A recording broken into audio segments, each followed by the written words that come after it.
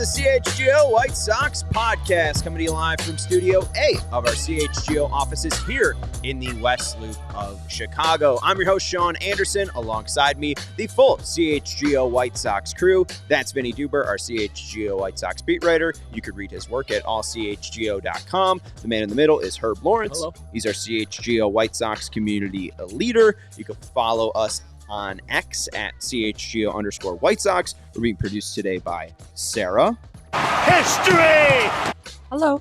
Hello. And the White Sox have tied the historic mark, the historic American League mark set by the 1988 Baltimore Orioles, who lost 21 consecutive games to start off their season. Larry Sheets and the gang losing 21 straight. The White Sox have tied that record after 21 straight losses. Gavin Sheets and the gang. How'd you feel after another loss in Oakland? Well, another Monday night loss, too. They haven't won one yet.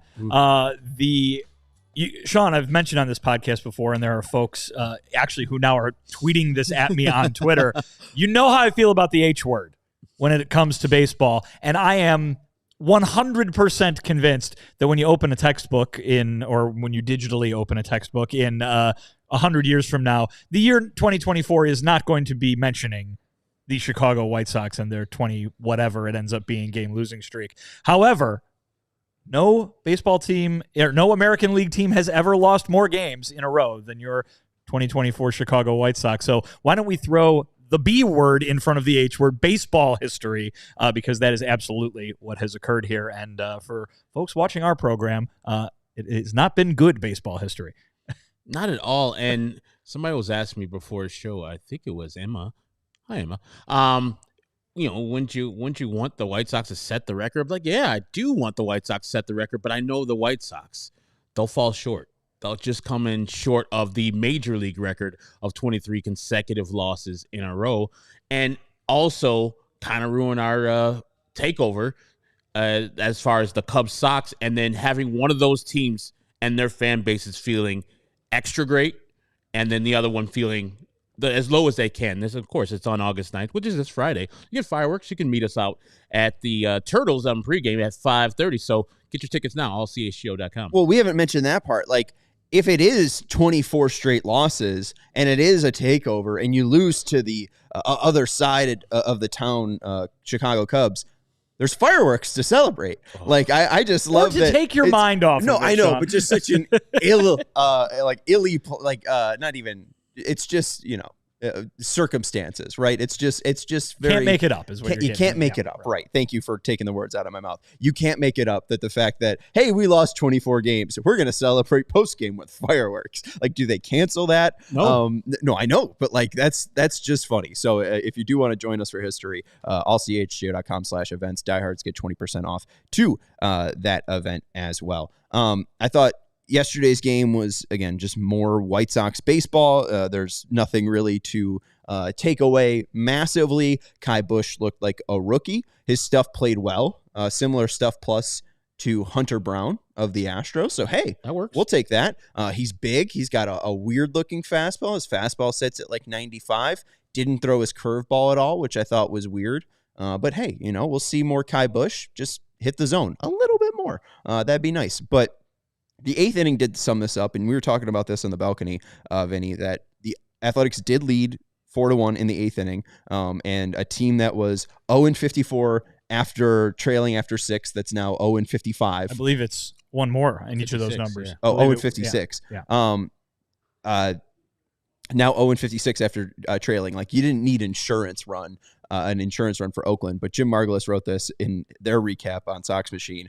Zach Geloff must know how it feels to feel invincible. In the 8th inning, the White Sox should have had him out at 3 different bases after reaching on a leadoff walk. Corey Lee's throw beat him to second on a stolen base attempt, but Lenyn Sosa did not get his glove low enough, and it glanced off the edge of the leather and hit Geloff in the hip. Gavin Sheets' throw beat Geloff to third when he tagged up on a fly ball to right field, but Miguel Vargas set up like a first baseman for the throw and thus was not in a position to adjust to a hop that was a bit higher than he anticipated and had no momentum for applying a quick tag. So Geloff was essentially playing with house money when Max Schumann swung over a 1-2 Jared Schuster changeup in the dirt, and it bounced far enough away from Corey Lee that Schumann ran to first, but close enough that Lee had time to look at Geloff before throwing to first base. One problem, Geloff didn't care. He broke for home right after Lee angled his body to throw to first, and while Andrew Vaughn's throw would have beat him to the plate, it was off target, and Geloff effectively stole a run. The old RBI strikeout. Yes, the old RBI strikeout, the old advancing on a stolen base that should have gotten you caught, a sacrifice fly, and then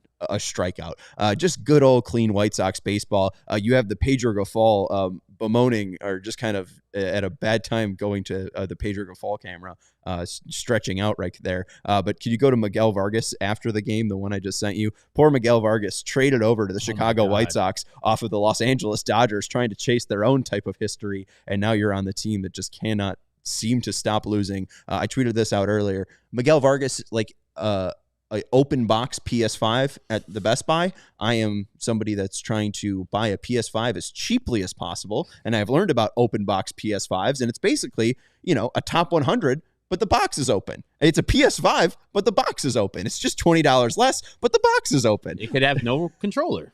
It could have no controller. It could be a perfectly fine working PS5, and, we can enjoy Miguel Vargas and college football 25. But there's just something about that trade, and I think I was able to put words to it that he's an open box PS5. And the weird thing is, too, it's not only that he got traded from the Dodgers to the White Sox, it's all the pressure of this trade deadline, and Chris Getz's first trade deadline pretty much goes onto Miguel Vargas's performance until those two 19-year-olds get up to speed, and if they make it to the major league.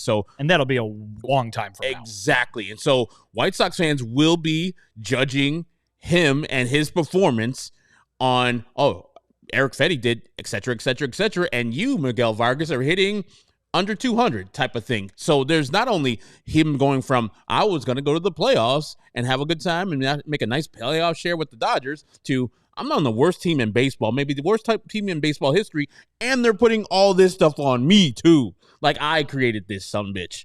So I feel really bad for Miguel Vargas because he didn't ask for this, but he's getting paid. His check's going to clear. Obviously, the Miguel Vargas issue is one that will last past the end of this season, but I do agree with you. I mean, I don't think the pressure is on necessarily him or even the front office. I don't think they're thinking about that. But the outside perception, that is absolutely the case, right? Mm-hmm. Like, Miguel Vargas has to hit, or this whole trade deadline almost will be viewed as, again, not necessarily the reality that it will be, a failure because of one guy, but it will be viewed as and judged upon what Miguel Vargas does. And so I think that's a very good point, Herb, because I was just thinking about that the other day. But the thing I took away from last night, walks. I mean, right. Remember, for most of the season, and I know I've been harping a lot lately that, like, hey, everybody, welcome to the White Sox season. If you haven't been paying attention, if the losing streak is what's got you here, they've been doing this all year. But what they haven't been doing all year is pitching so poorly. And I think the thing that stands out, not just about last night, but this losing streak in general, is that the pitching has really kind of gone in the other direction, because for most of the year it was, this team can't hit. Yeah, they're a poor defensive team. They make a lot of mistakes. But, boy, look at some of these arms and look at what they're doing. You trade away Eric Fetty. You trade away Michael Kopech, who obviously had his own issues. And Garrett Crochet's innings are being squeezed down so much. And the bullpen is in a real horrible stretch at the moment. And all of a sudden, that pitching that was the bright spot has become just as ugly as the other facets of the game. And that's probably as big of a reason as anything else for why this seems like the lowest of the lows right this moment, even though this kind of play by the team overall has been happening for 4 months now. This conversation will continue to unfold. If you do have any thoughts, make sure you throw it into the YouTube chat. Hit that thumbs up button as well. Jason sends a super chat, $5. Vinny almost has every color on Van Gogh's palette on him. Betting against the Chicago White Sox money line every game has made me nice money this year. Keep it going. Hopefully, Jason, too, you've been rolling it over. I have seen my degenerate family members sending me pictures that if you bet against the White Sox on 17 straight games and you're rolling over the bankroll, you could be a six-figure heir. So, I mean, 100,000 heir. 100,000 heir. So if you're looking to be 100,000 heir, just, bet your paycheck on every Chicago White Sox game if you want to. You brought up, though, the White Sox pitching has been the best part of the White Sox season so far. If you have to pick Jonathan, one. Right. I mean, gun to your head.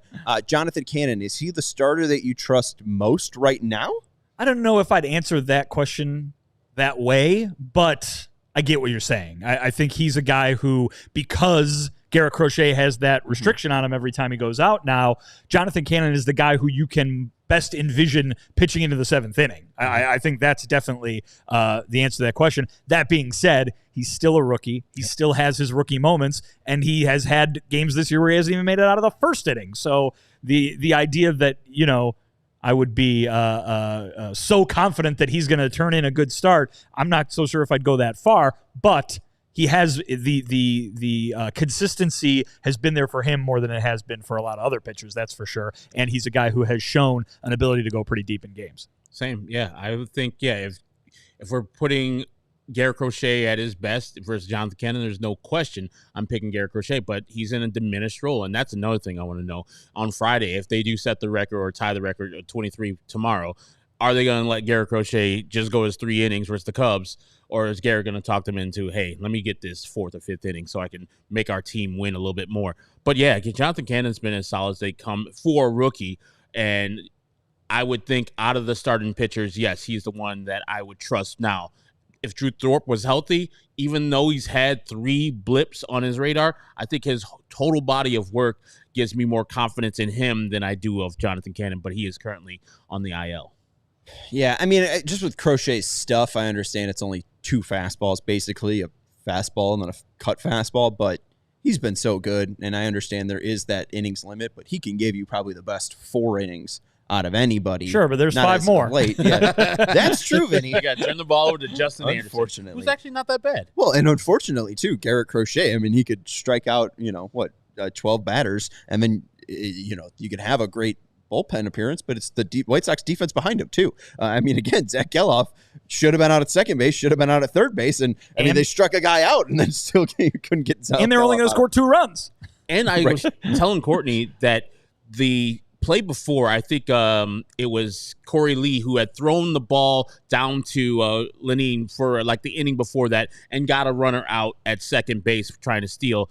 Lenine the whole time, his head was up and he was tagging the guy at second. I told Courtney, he's like, that's the wrong way to do tagging at second base. Your head's got to be down with the tag, because a smart runner like a Javi Baez would have swam the hell out of that and made and been at second base and stole that back. And it came up with the Geloff thing because his head wasn't down into the ball and catching that ball, because the throw was perfect. Corey Lee has been very impressive with his arm, with the pop time and the accuracy. That hit Geloff like in the ribs pretty much. You should be able to catch that ball as a second baseman and tag him out easily. And the Miguel Vargas one, I don't know necessarily if it was his fault, but the throw by Gavin Sheets, mercy. I'll tell you what, he might not be able to good right fielder, but his arm is never in question. I mean, he had a good throw. No, I'm saying his arm broken clock is right choice of that. No, I'm saying his arm is great. The Lenine Sosa thing, I mean, listen, I know for good reason a lot of folks, they signed Nick Senzel, and we're all very confused, and we're like, why wouldn't Lenine Sosa get this playing time? Lenine Sosa has had playing time at the major league level. The defense has not been impressive, and I think, if you're the White Sox, maybe you realize that. Maybe you try to find him a spot where he can use his bat effectively, but can you trust him to be out there whole season playing second base for you? I don't think that's going to be the defensive improvement that Chris talked about wanting to see all offseason, that obviously the White Sox haven't seen as a team, and now they're not seeing it from a guy like Lenine Sosa either. And you look at the lineup tonight, you got Nicky Lopez playing shortstop because I think he is the most trusted defender. I mean, I don't really want to see Nicky Lopez play shortstop. Nicky Lopez isn't going to contribute to the 2025 White Sox. I don't need to see more of Nicky, local product Lopez, in a White Sox uniform, but they're trying to at least break this horrible losing streak, and they need to play as clean of defense as possible, and I guess that includes Nicky Lopez. I'm shocked also to see Gavin Sheets nearly an 80 percentile arm strength. So, hey, you're right. There you go. Maybe a broken clock is right twice a day, but maybe Gavin Sheets isn't broken. No, his arm is good. I don't know if you can catch. Hit that thumbs up button. We appreciate you guys watching. We're going to continue our conversation, but we're going to take a break. Herb, let us know about Game Time. Game Time is an authorized ticket marketplace of Major League Baseball, which makes getting tickets faster and easier. Prices on the Game Time app actually go down the closer it gets to first pitch. Game Time is the fast and easy way to buy tickets for all the sports, music, comedy, theater events nearest you.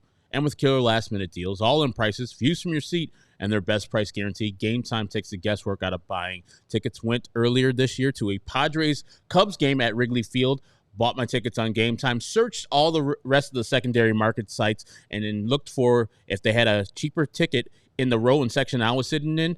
They did not, but if they did, I would have sent that information to Game Time, and they would have sent me 110% of the difference of that price. Game Time is the only ticketing app that gives you complete peace of mind when you're buying your tickets. See the views from your seat before you buy, so you know exactly what to expect when you do arrive. And all-in prices show you the total up front, so you know that you're getting a great deal without the hidden fees. And they're obsessed with finding ways to save money on tickets. Game Time has deals on tickets right up to the start of the event and even an hour after that event starts. It's the place to go to find last-minute seats. And with zone deals, you get to pick the section. Game Time picks the seats for an average of 18% savings like I got in Milwaukee when they were playing the Yankees early in April. And like I said earlier, the Game Time guarantee means that you'll get the best price, guaranteed. You find tickets in the same section and row for less. Game Time will credit you 110% of the difference. Take the guesswork out of buying tickets with Game Time. Download the Game Time app, create an account, and use the code CHGO for $20 off your first purchase. Terms apply. Again, create an account, redeem the code CHGO for $20 off. Download Game Time today. Last-minute tickets, lowest prices guaranteed. Thank you, Herb. We also want to let you know about our friends over at Sunnyside Cannabis Dispensary. It isn't a Sunnyside Thursday just yet, but they're still here to elevate your summer. Sunnyside is your home for judgment-free cannabis shopping. They have a crazy selection with over 100 different strains to choose from, and easy online ordering and in-store pickup to make your stop as easy as possible. Wherever you are in Illinois, Sunnyside has a location for you. They have spots as far south as Champaign and as far north as South Beloit. Did I say that right? I think so. It's so as far north as South Beloit. Oh, yeah. It's always it doesn't confusing. roll off the tongue. Stop in the store nearest you for expert guidance from their staff or select from quality lines like Cresco or Floracal, and from their brand of Good News. Good News has their tea time disposable vape that brings a classic lemonade flavor that's perfect for the golf course and just in time for Lala. I guess we're a little late. Free Spirit vapes and cartridges are all new from Good News with a lush mango flavor. These vapes are perfect for tapping into your flower power. So go try the Free Spirit vapes and cartridges, even though Lala has passed at Sunnyside, and you can go check them out at sunnyside.shop for bright buys every day, including 50% off your first 3 online purchases using promo code HICHGO at checkout to qualify. Use promo code HICHGO at checkout to qualify for 50% off your first 3 online purchases at sunnyside.shop. Exclusions apply. Sunnyside Cannabis Dispensary, bright buys every day, only for 21 plus or Illinois medical card holders. This does include the first double header of July 10th, where the White Sox did win. So the first game of that doubleheader, yeah. Forgive me. The last win. On that, yes, yeah. The last win. But it's still a sample of 22 games, right? So I just want you to answer this. Okay. No minimums. Who, over that stretch, has the highest weighted runs created plus with the Chicago White Sox? With the White Sox. Oh, who has been the White Sox best? No minimums. Yeah. Who has been the White Sox best hitter since July 10th? No minimums. I will say Tommy Pham. Tommy Pham's third. He is one of 3 players with a weighted runs created plus over 100. Pham was at 100 exactly. I'm going to go just a guy that plays often and has been hitting all right. Andrew Vaughn. No, Andrew Vaughn, 5th, 75. Ugh. Weighted runs created plus. Ugh. Yeah, again, Andrew Vaughn is not one of the guys that is over 100 weighted runs created plus. I feel like in the top 3, there's one guy that didn't need a minimum, and maybe there was one guy that. Dude, I know who it is. Martin Maldonado. Oh, yes. I and forgot. they cut him. I forgot. He got hotter than shit. Because that last week before the All-Star break, he hit 3 home runs. 5 plate appearances, 1 home run, 1 RBI, 40% K rate, no walks, but a 400 average, 400 on-base percentage, and a 100 slugging percentage, a 289 weighted runs created plus. Martin Maldonado, he was worth a whole .1 WAR. Maldy. Yeah. Who was second? Alec was right. Andrew Benintendi. Ugh. Then he's been an above-average hitter, major league hitter during the streak. 113 weighted runs created plus, 72 plate appearances, 3 homers, 10 RBIs. Wow, he's been good. Yeah, 7% walk rate, 18.1% K rate. I bet you Benny's grabbing the stat sheet at the end of the game. He's like, y'all, I'm doing my job. What the fuck y'all doing? Kind of. I mean, 254, 306, and 463. Got to be honest, that slugging is a lot higher than I ever thought it would be. But also, like, wasn't this guy supposed to walk? I don't need to start about this, but like, I think his season average, even though he's near 10 home runs, double-digit home runs, I think he's still fighting with Mario Mendoza and his line. So I don't know. Well, I mean, and an on-base percentage around 300 is a problem as well. Well, and 2, to build off that, you talked about the A's and their offense getting walks. They had 9 walks last night. This is from my guy, Nick Schaefer. The A's got 9 walks last night, and still the White Sox postgame show with Frank Thomas and Chuck were saying that they need to be more aggressive and manufacture runs. Don't sit back. It's like, maybe we should just draw a walk because we talked about it yesterday. The only player, minimum 50 plate appearances with a 10+% walk rate on the White Sox is Robbie Grossman. And I don't think he's played for the White Sox since April. So, like, it does lead for the White Sox tonight if you do have Jonathan Cannon on the mound, and he is your most trustworthy starting pitcher at the moment, and you have Ross Stripling on the bump on the other side, who has allowed 11.7 hits per 9, and his strikeout to walk ratio is 5.1 strikeouts per 9 and 2 walks per 9. In his starts where he has allowed 2 earned runs or less, there has only been 1 start where he has allowed 2 walks or more. Outside of that, though, it's 0 walks, 0 walks, 1 walk, 0 walks. So there is a real easy way to beat Ross Stripling. It is make him throw a ton of pitches, see a ton of Ross Stripling, see if you could draw some walks, and then once he's tired and his stuff is diminished in the back half of his start in the 4th or 5th or 6th inning, that's when you jump on him and you could light him up for like 11 hits. So I need to preach patience for the White Sox. If your guy Andrew Vaughn wants to raise that weighted runs created plus a little bit and draw a walk in front of the family crowd that he'll have, I'll be ecstatic. But especially with Miguel Vargas leading off and being a guy that has had a 10% walk rate, I still didn't watch that Bizarro Jerry. That was your homework last night. Didn't do it. I was too busy watching the White Sox. But yeah, Vargas, who has had a career 10% walk rate, it would be good for him to set the tone at the top of the lineup. Maybe draw a walk against Ross Stripling. Fingers crossed. It is the only reason why I'm kind of optimistic, 10% optimistic the White Sox can get a victory, is because of Ross Stripling. He hasn't been good this year. And now the White Sox offense hasn't been good, but as you say, I think this is a time for players like Andrew Vaughn, who's making a homecoming, to explode, to have a great day versus Ross Stripling. If you make Ross Stripling look like a Cy Young candidate, then you just given up. Like we've seen multiple times where the White Sox gone up to the bat. Last night in the 9th inning, pretty much they were like, let's get this game over with. Hit. Let's get this game over with. Act like you're a professional tonight. Like you want to win. Like you're embarrassed that you lost 21 in a row. And this is tonight. For a pitcher that is not good at all, attack him. Crush him. And that should be the message from that guy. This Sox team can't hit. They can't score runs. And that's been the story from opening day all the way through to now. And so what they need is a good pitching performance, because if to go over the average number of runs they're scoring during this losing streak, they need to score 3 runs tonight. That's it. And so seriously, if they do better than their average and score 3 runs, they need a pitching performance that holds the other team below that. And man, that game against Minnesota where they score 7 is probably holding up that number as much as they possibly can. Well, seriously, for a while there, I don't know where it is lately, but for a while there, it was just around 2.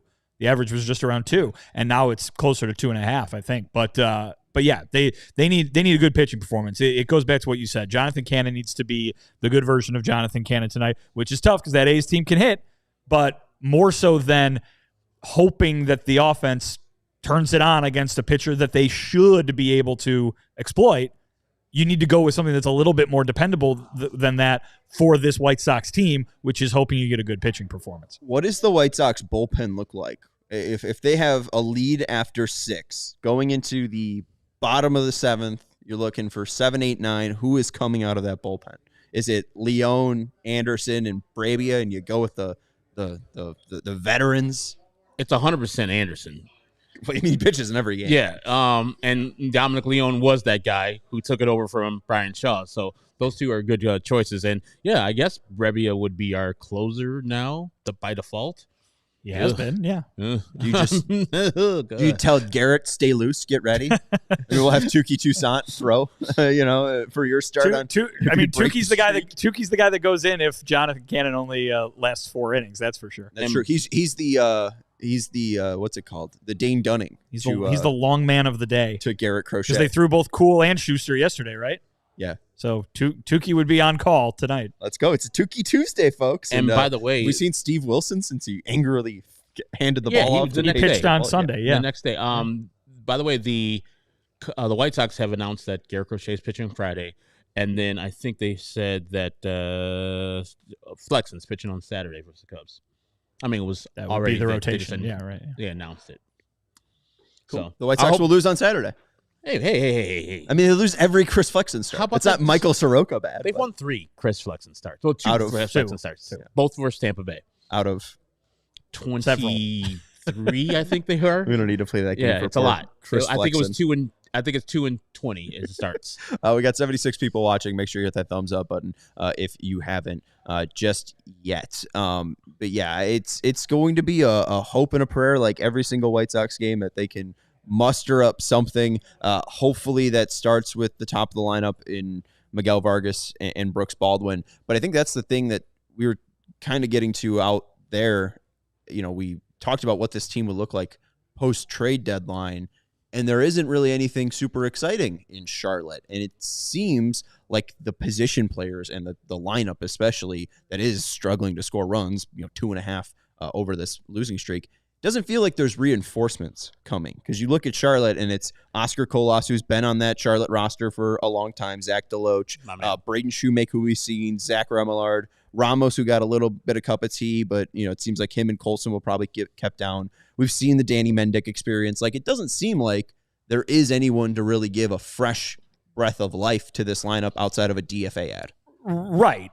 But nor really would that be the intention behind making a promotion at this point anyway, right? What is a reinforcement going to do for a team that's more than 60 games under 500?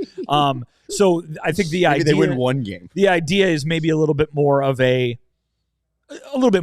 surprise that someone like Colson Montgomery might not be ready for a call-up even late in September this season. Edgar Caro has been great at every level he's played at for the White Sox in the minor leagues, but he's such a young guy. He's got to learn that catcher position to go along with the bat. So it would not surprise me one bit if we don't see him before the end of the year. And Brian Ramos is really struggling down there right now. So, I mean, those are the 3 guys that would have been, hey, look, these are the candidates to get some major league time this year as they look toward the future.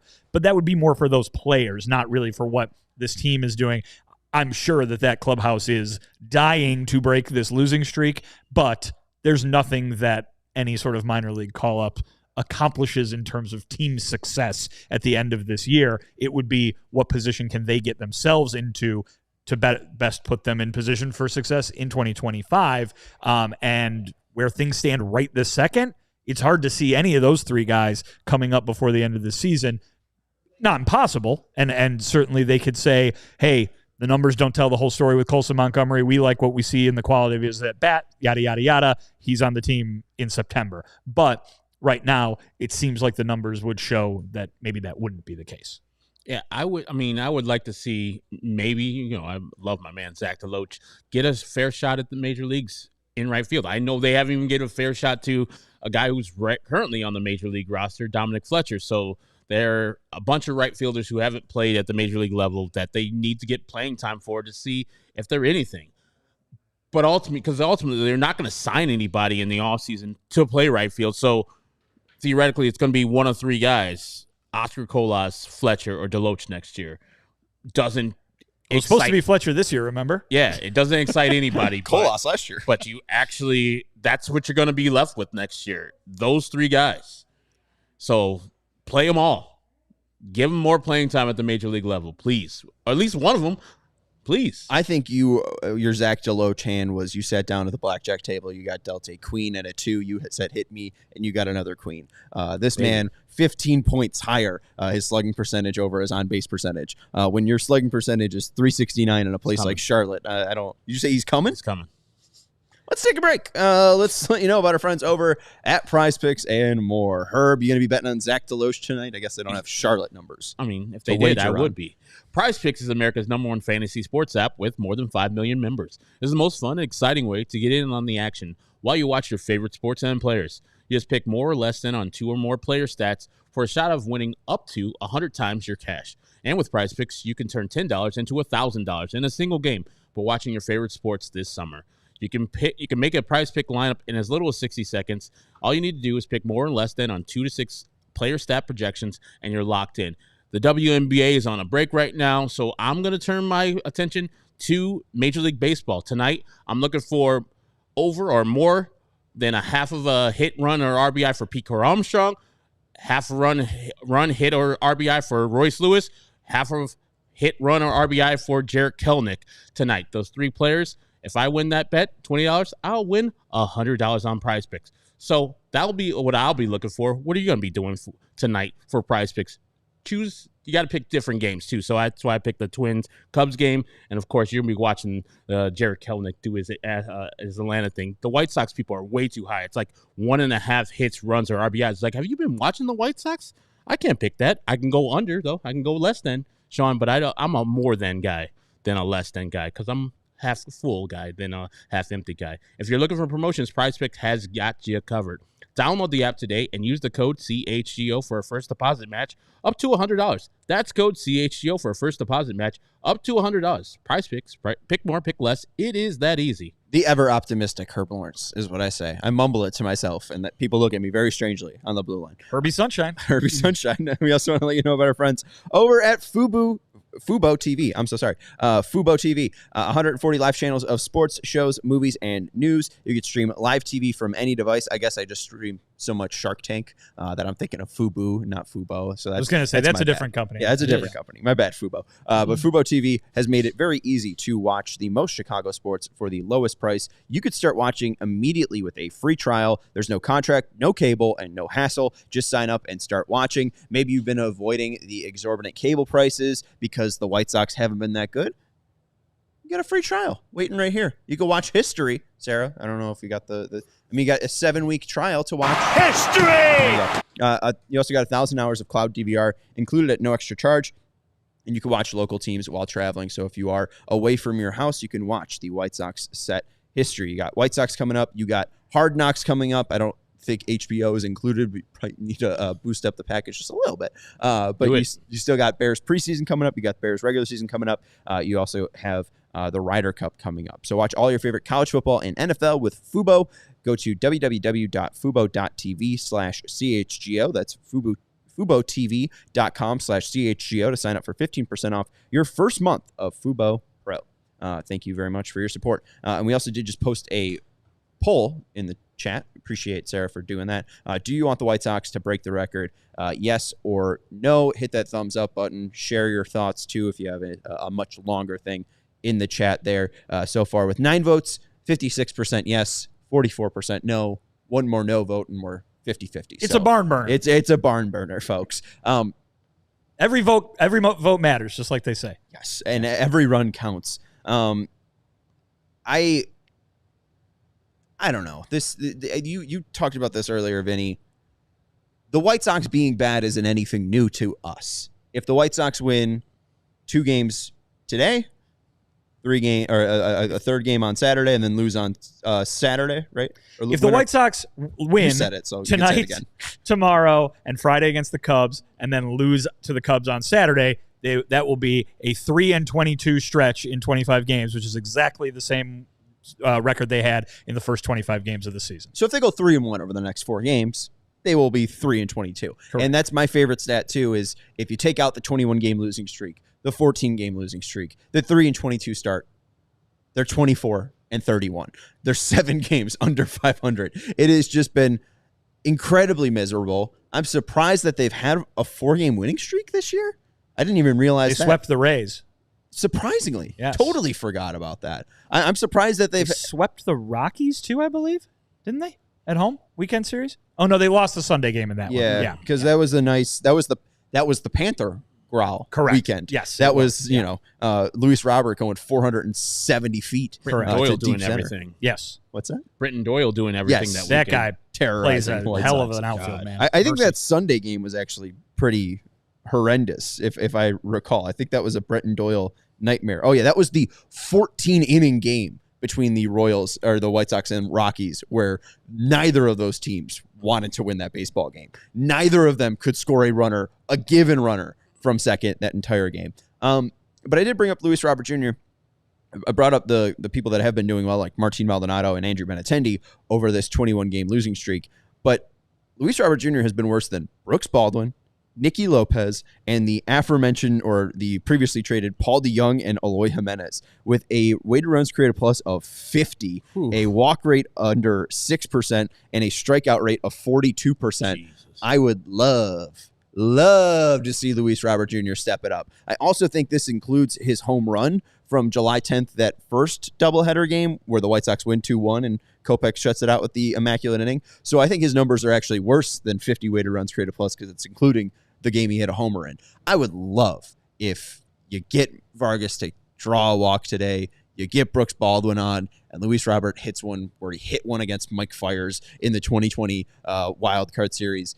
You'd need your best player to step it up. He has been horrible over these past 21 games, and if they want to break this streak at all, he needs to look a lot better than he has. Ross Stripling is a perfect guy to break out against, but it's the White Sox. Hey, to quote Yost from Remember the Titans, you want to be a superstar, you better give me superstar effort. And Luis Robert is not giving you superstar numbers. Now, effort, I don't know. I haven't seen anything as far as effort-wise from him to question it. But got rave reviews from Tommy Pham. Did he? When he left that interview that Pham did on the AJ program, they asked him who in the clubhouse has impressed him in terms of working hard, and he had a glowing review for Luis Robert Jr. That's awesome to see. I just need the work and the effort to translate on the field. I know people go through slumps, but a 50 weighted runs created plus should never be him, especially in this long of a period. And striking out at a 40% clip, you should be hitting home runs alongside of that. If you're going to strike out that much, hit a couple over the fence in the interim so you can okay, I'm striking out for a purpose because I'm selling out for home runs because I don't care about anything about this team because we're already lost. I'm trying to get mine type of thing. But as I always say, I hold him to a higher standard than I hold other players because his potential is through the roof. And right now, people are looking at Luis Robert and saying, that's you guys' superstar? That's the guy you guys want our top prospects for in this offseason? That guy sucks at baseball right now. I wouldn't say that. That's other teams saying that. And the numbers pretty much support what they're saying. So, yes, I need Luis Robert to finish this season off strong. And so he, if he needs to be traded, can go to another team and give us a player. If he doesn't go to another team, that'll be awesome because I think the Luis Robert in the next 3 years will give us something to look forward to. But I can't have my best player be this bad and then them lose 21 in a row. Real quick, do you think if you pulled 29 major league GMs that aren't Chris Getz, they would all say that Luis Robert Jr., and I think I'm using your words, sucks? No, they won't say sucks, but they won't be giving you close to what you would want for Luis Robert. Yeah, the return wouldn't be right. I mean, obviously you want him to turn around, but I mean, I think the biggest thing for Robert, some of as them long might as he's say playing, he sucks. right? Someone's like, this player's not that good. Yeah, and it's probably the Rockies GM who loves Britton Doyle. Britton Doyle's very good. Britton Doyle's really good.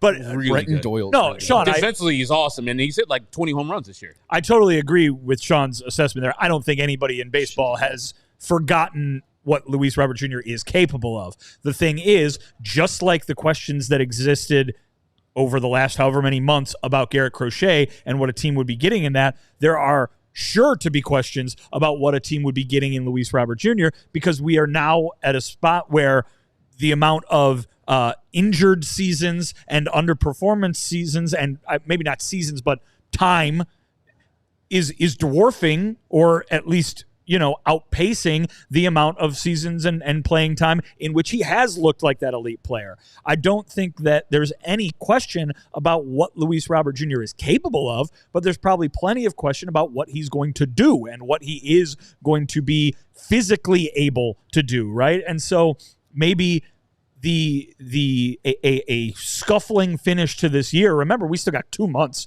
basically worth of baseball here for Luis Robert Jr. to play. But if he continues to do stuff like he's been doing over the last month or so, those questions are going to be louder. Well, you want me to give up my whole farm system for a guy who last year either couldn't be on the field or when he was on the field wasn't doing anything near what you're asking for, right? Mm-hmm. So if the idea from Chris Getz is going to be get as much as you can for Garrett Crochet, get as much as you can for Luis Robert Jr., if that's going to be what defines his offseason, it's going to be hard to get a Luis Robert Jr. return for Luis Robert Jr. in the moment. Now, he could come out with his hair on fire the next 2 months and completely change that, right? He could they could keep him through the off season. He could have a fantastic April and May, and they could get exactly what they're looking for before next trade deadline. But for a team that is focused on what appears to be way down the road in the future, if the idea is going to be to trade Luis Robert Jr., you better be able to get that return that you're asking for, because otherwise you're making it just even more difficult on yourself. Well, and I mean, we talk about what their current farm system looks like, and there isn't a Luis Robert Jr. out there. I mean, like, those players are very hard to find. Right, they have one. Even the players that are like that, Luis Robert Jr., who is like that, and we're talking about his struggles, or, he's compared it to the Cuban Mike Trout. Mike Trout hasn't played baseball since 2020, basically. Like, it is tough to just find these guys that are perfectly healthy and just dominate the sport. And some of those guys that we know throughout history were aided by certain substances that could play until they were 42, hitting 756 home runs.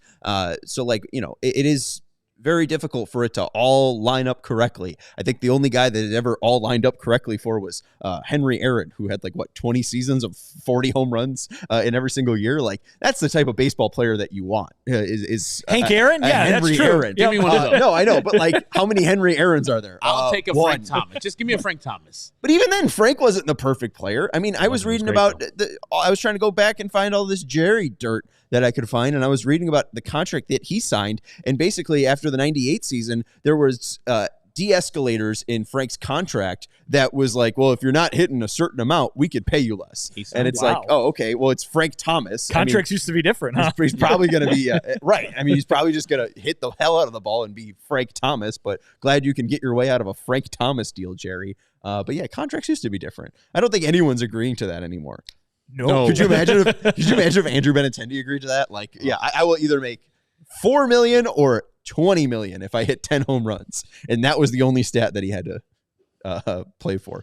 Basically, you wouldn't need contracts if that was the case.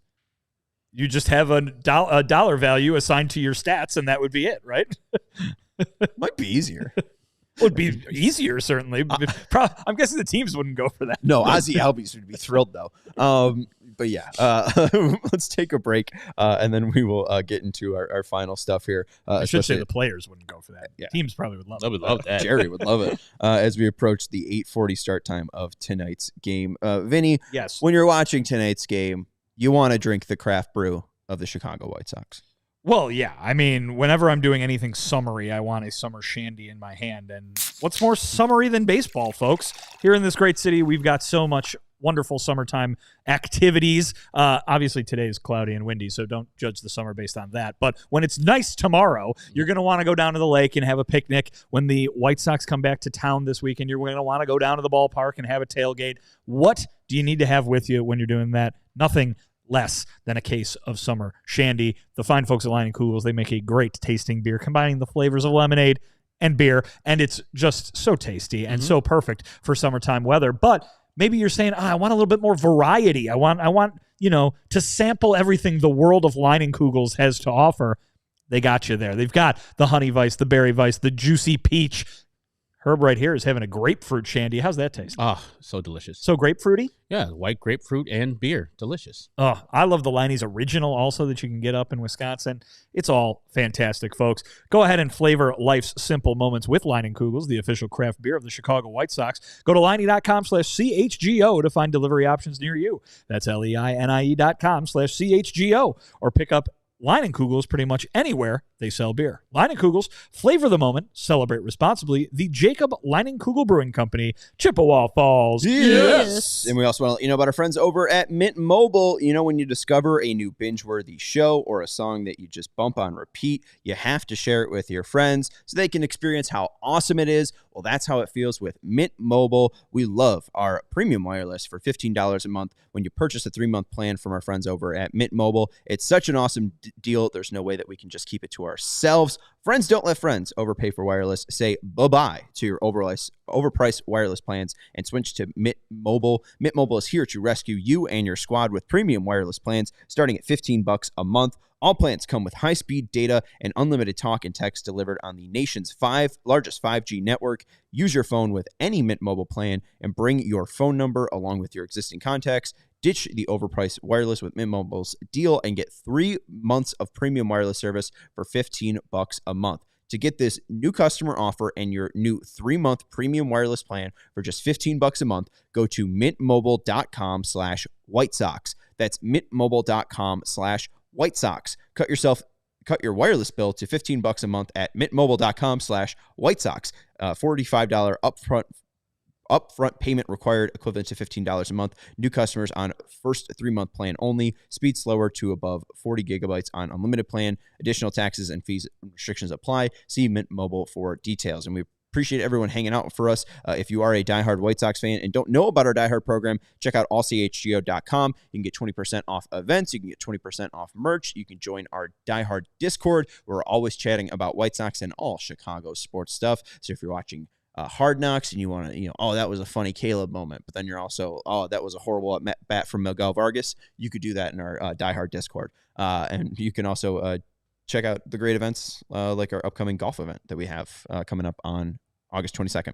I do also want to go to the comments for 1 second.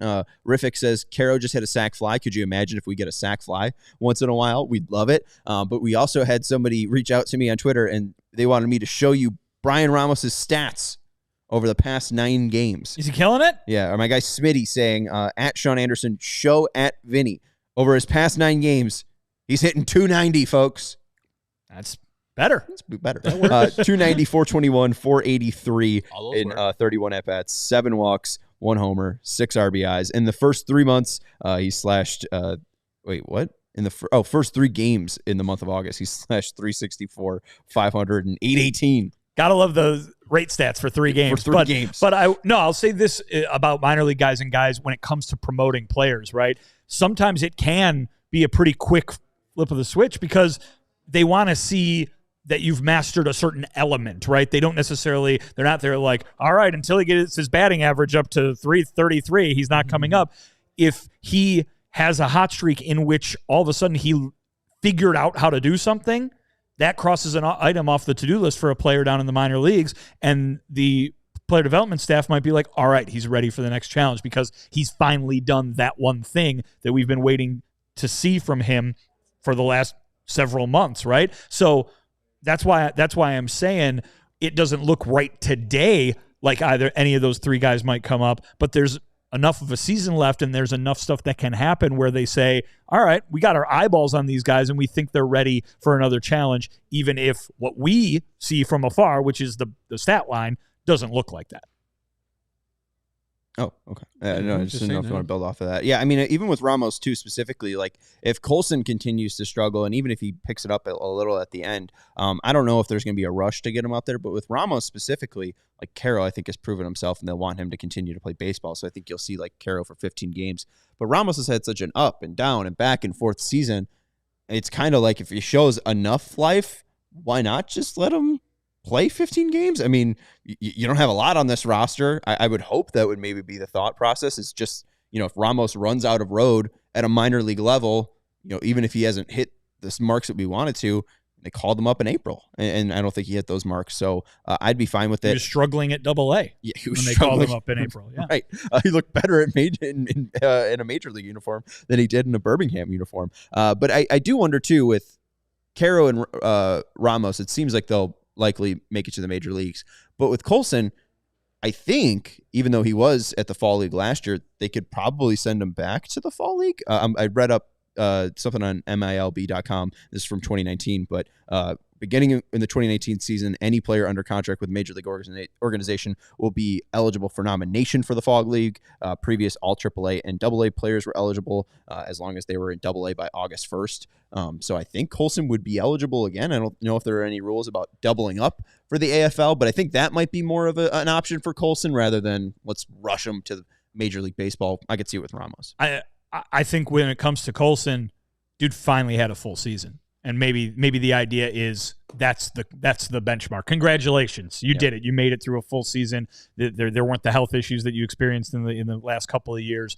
Go ahead and recover and figure out how to have a normal off season now. Now that you've had yourself a normal regular season. And to build off of that, I would love for him just to have after the AAA season's done, go home, relax, find a routine to come back. Don't go to the AFL. I think there is a such thing as too much of something and too much baseball. And so, he played last year, AFL, came back, played all this season. Let him rest. Let his young body recover, and then find ways to build off of whatever this season is, and then come back for next year's AAA and or Major League season, ready to go when you hit the camp in February. Are you trying to avoid Olympic spoilers, Vinny? Yes. Okay. So do you not want to hear about the Greco-Roman 130 kilogram wrestler? You can go ahead. Okay. Yeah. All right. So Mijan Lopez has recorded 5 straight gold medals in Greco-Roman wrestling, 2 at 120 kilograms in 2008 and 2012, and then 2016, 2020, and 2024. He was the gold medalist for Greco-Roman wrestling at 130 kilograms. If you watch the actual bout, I don't understand how he won. There wasn't anything cool that happened. You're way better off watching all the judo stuff. I know there's a lot of Olympic stuff. I haven't seen any weightlifting yet. I'm ready for weightlifting to start. Maybe that's a back half of it the is. Olympics. Okay. I looked at the schedule. All right, cool. But I think Colson Montgomery should be the Mijan Lopez of Fall League All-Star games. He's got to defend his Major League or his Fall League All-Star MVP each and every year. He's got to become the 5-time Fall League MVP. Even once he makes the majors, he has to go back. Yeah. They're just sending down 27-year-old Colson Montgomery to face college pitchers. Anyways, let's go to our chat and we'll get our predictions for tonight's game. We did have our poll asking you, White Sox fans, do you want the White Sox to break the record tonight, the American League record? And I'm assuming you could just take this as the record, the Phillies record of 1961. I doubt there's a lot of folks out there who are like, man, I want them to own that AL record, but stay away from that Major League record. 44 votes. Can you guess if it's a yes or no? I think it's yes. That would be my guess. It's a yes. 66% say yes. No says 33%. I think they win tonight. I think that this is their best shot to win. I hopefully think that they realize that. I think Cannon can give them the best start. You look at what pitches Oakland struggles against with right-handers. It's sweepers, it's cutters, and sinkers. It's exactly what Jonathan Cannon throws. I think he's funky enough to hopefully keep them off the scoreboard. And Ross Stripling, it seems like he is a beach ball dispenser. So hopefully the White Sox can put some balls in play, can score some runs. I know asking for double digits is greedy, but can we get 5 runs in this game? I think if the White Sox score 5 runs, they win. So I'll twice say their average during this losing streak. A 5-3 win for your Chicago White Sox tonight. History! And they avoid history. I think also that this is the White Sox best chance to win. Stated because of the reasons you're talking about, more that it is they're going against Ross Stripling. And I think Jonathan Cannon is their best option at pitcher right now. So, I think the White Sox win a slight victory. I think they win 3-1. They shut them down in the bullpen, too, and get the dub. They don't score that many runs. 5. Goodness gracious. They scored 7 on Sunday. Yeah. Ben Tenney's going to hit number 10. Do I have to make a prediction? You don't have to. good, and not because of like any sort of like, ethical thing, but like the idea of just like, while you would think the law of averages would say that they should win, they haven't. They don't score any runs. I don't know how you could be confident in predicting them to win with the way that their offense has played. But it's baseball, and this happens all the time. So I don't want to say they should win. I would say, yeah, I think they would win. But how could I be confident in doing that with the way that they've played? I think the money line was like plus 200 for the White Sox.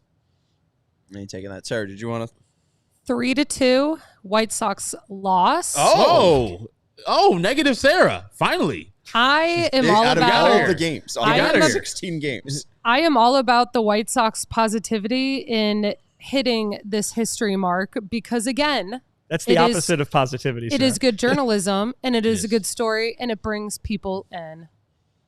It is good journalism. Mm-hmm. It is. I don't think the White Sox being bad is good journalism, but I get what you're going for there, Sarah. It's good journalism for me, though.